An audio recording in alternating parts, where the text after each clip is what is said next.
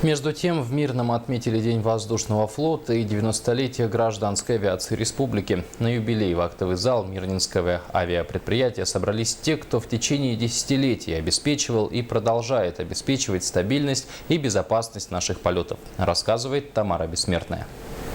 На этот раз объемный актовый зал авиаторов не смог вместить всех желающих, как виновников торжества, так и гостей, пришедших поздравить юбиляров.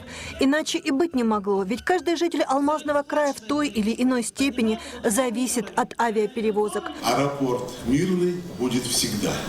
Вот нас не будет, мы уедем, кто-то еще уедет. Аэропорт будет всегда, потому что другого транспорта, как вот попасть сюда, ну, имеется в виду по нормальным пассажирам, это, конечно, только воздушный. Можно и по реке, можно и автомобильный транспорт по зимнику, но самый лучший воздушный.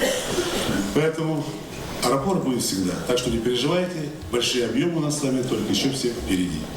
Теплыми, продолжительными аплодисментами встречали люди бывших руководителей МАПа, которые спустя десятилетия вновь оказались на родной им якутской земле.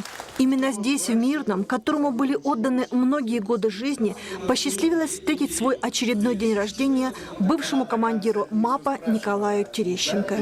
Не будь воздушных артерий, связывающих Якутию с большой землей, не было бы и красивого города, и развитой алмазной промышленности, той инфраструктуры, которую мы наблюдаем сегодня среди бескрайних таежных просторов.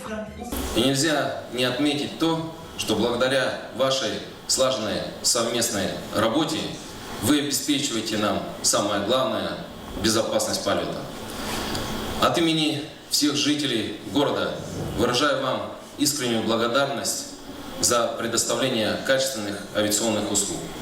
Слава авиаторам, их мужеству и профессии.